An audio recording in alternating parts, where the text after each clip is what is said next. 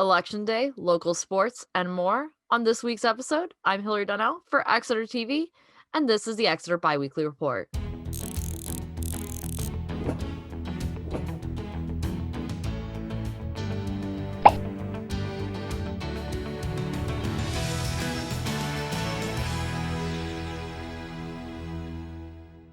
Earlier this week, Election Day was held in Exeter and across the nation.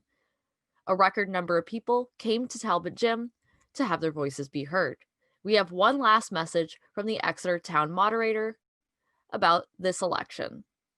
Hello, everyone. I'm sure you're saying, why am I back on camera? The election's all over. I just thought I'd give you all a recap of how the day went and the process went. Naturally, it's something that everybody's talking about. I'm Paul Scafidi, Town Moderator. We had a pretty good turnout. We had actually a great turnout voting-wise for the day. The process, I thought, was very smooth. The town employees, the town poll workers, anybody that was a volunteer did an exceptional job the day of the election. I can't thank them enough, especially the ones that were volunteers who were there for quite a long period of time. Helped people move along, keep the lines going, opened absentee ballots.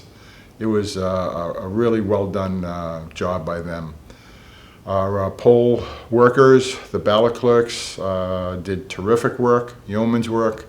Sometimes the lines were slow, sometimes the lines were really long, but they did it all. They did a great job. The supervisor of the checklist, those ladies and gentlemen, Vicky is the supervisor, the head supervisor. They were just unbelievable. They took about 450 approximately new voters that day, just that day alone, which was a long day for them. They processed everybody. Everybody was able to get in there who wanted to register and vote. Vicky and the supervisors did a great job. And what people don't understand about the supervisor, it's not just that day. That group has been working for 3 or 4 or 5 months whenever they get spare time to get downstairs and keep this checklist updated. The town clerk's office was terrific. The women downstairs took all the absentee ballots, requests, the ballots themselves, got them in, checked them in. Volunteers helped them out, but the ladies down in the town clerk's office were wonderful, did a great job. Andy Kohler, I know, is the town clerk, I know, is very proud of the work they did. I'm proud of the work that Andy did. I'm proud of the work that Vicky did with the supervisors. I can't say enough about the time and effort they put into it. When you process about 4,500 absentee ballots and then another 600 or 700 the day of voting, that's a long process. They did a great job for us. I thought that the date, that the election itself went terrific. You people, the voters of Exeter, should be proud of yourself for the patience you put into this. Very little complaints, very little problems at all during the voting process. You should congratulate yourself. We were able to get everything processed and done by about 9:30, 9:45. Every ballot that we had was counted. If the machine didn't take them, we hand counted them. The traffic was terrific. You guys were able to park, come in and come out. The police department did a terrific job helping us out there. The DPW, the guys set up the polling area outside and inside. Everything went terrific. It was ready for us, no questions asked. If I wanted something done, they said, sure, no problem. When do you want it? Where you want it? Can't help but say that that was a big help for me, knowing that I didn't have to worry about those items themselves. My assistant moderators, Dan Chartrain and Kate Miller, were very helpful to me. I appreciate the work they did. The Board of Select persons all were there that could be there, worked all day long at the ballot machines, making sure everything went smoothly, opening of absentee ballots. They did a great job. So overall, I think it was a terrific day. Just to give you a few numbers if you're interested. We, for the first time, broke 10,000 voters. I don't believe Exeter's ever done that before. What we had was 10,422 ballots cast. That includes absentee ballots and in-person voting.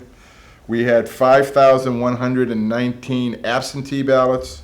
We had 5,303 in-person voters, which is 70% of the total voters in Exeter who voted.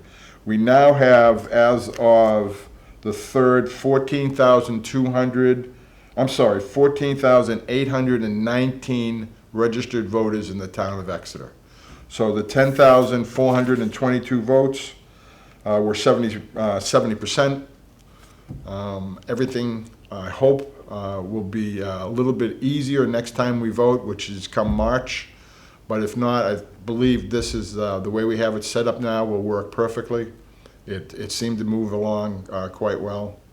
And again, my thanks to all involved in the process. If I left somebody out that did work for me, I apologize. But you guys did a great job, and thank you to the voters of Exeter for the work that you put in as well. Our town and much of the state remain in drought conditions despite recent rain and snowfall. Due to the ongoing conditions, Exeter's outdoor watering ban remains in effect. For more information, visit exeternh.gov/publicworks. Exeter TV also covered a recent meeting of the New Hampshire Drought Management Team, which is available on Channel 22 and our video on demand service. We recommend these for those who want to learn more details about projected forecasts across the state. And here's why. The tough question of the day that we get asked pretty routinely is, it's been raining, at least in some people's viewpoint. Why are we still talking about drought? And these two charts really summarize it well. And if you could get your mouse up there for me, Brandon.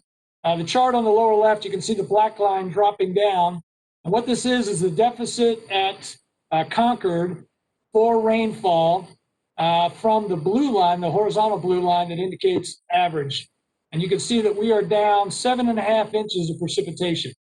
And so if we get a 1-inch storm or a 2-inch storm coming through, or a 1/4 inch in water equivalent of snow, that really doesn't move that. You can just see that it's been coming up a little bit throughout the month of October, but has not really recovered substantially. The chart on the right shows it also over at UNH Durham, which is pretty much central to the D3 zone.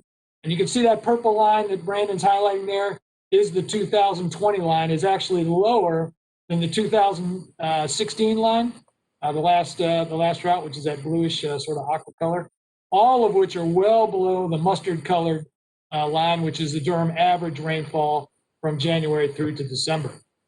So it's this lack of precipitation combined with the low groundwater and the highly variable surface waters that we've got that really has us still in D3. And that's the conversation that the National Weather Service, NOAA, and the other folks are having when they develop the designation for us. Up next, we have Sherm Chester, host of the Seacoast Sports Forum, with an update on the Blue Hawks. The Exeter girls soccer team punched their ticket to the championship game with a 1-0 win over the Bishop Girton Cardinals on Thursday. They will defend their state title when they advance to the NHIAA championship game. That'll be coming up Sunday, 2 o'clock at William Ball Stadium at Exeter High School. And that'll be against the number 2 seed, the Wyndham Jaguars. Should be a great contest. Now, another important news note of sports, due to a COVID-19 incident at Exeter High School and the Blue Hawk football team, they had to cancel their tournament game, the schedule against Winnicott for Saturday. That forfeit ends the season for the Blue Hawks, who unfortunately were on a roll, and we were all looking forward to that contest. So the Blue Hawks have no chance to advance in the Division I football tournament. Now, we'll have more details on this situation and also coverage of the girls' soccer coming up on the next edition of the Seacoast Sports Forum. Back to you, Hillary. Thanks, Sherm. And continuing the topic of school sports, we have a preview of the upcoming games on Blue Hawk Media. To give Spencer Clark touchdown. Coming now to Blue Hawk Media, Exeter High School playoff football and Exeter Championship soccer. Watch these games and more on SAU 16, Blue Hawk Media's YouTube channel, and Exeter Channel 13.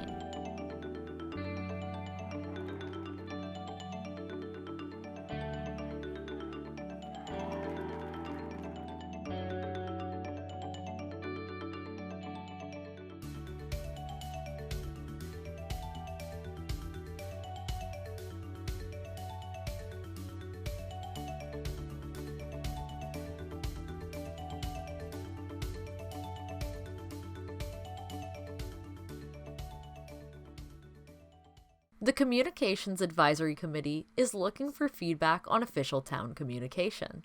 You can find their survey on the town website and give feedback on what you'd like to see, rate how departments are doing, and offer suggestions for how the town can better serve its residents. I'm Greg Bison, Exeter Parks and Recreation Director. We had a great turnout for our first Halloween parade around town. The parade went really great. The route was very efficient. Unfortunately, we can't hit every portion of Exeter because there's lots of miles, but we did travel 27 miles around town. And I'm glad to see a lot of people came out and followed us on Facebook so they couldn't be surprised when we showed up in their neighborhood. So it was a great turnout, and I think people of Exeter really enjoyed it. Thank you to Exeter Fire Department, Exeter Police Department, Exeter Public Works, as well as the student council from the high school that participated, and our rec advisory board. Without them and the hard work of Melissa Roy and David Tovey, we wouldn't have been able to pull this off. I hope you enjoyed it, and maybe we'll make this an annual event. Hilary Donnell for Exeter TV, and thank you for watching the Exeter Biweekly Report. Our next episode will be November 20th. And now we'll leave you with a segment from Morningstar Ariel on the fall foliage in our area, and then your 4-day forecast.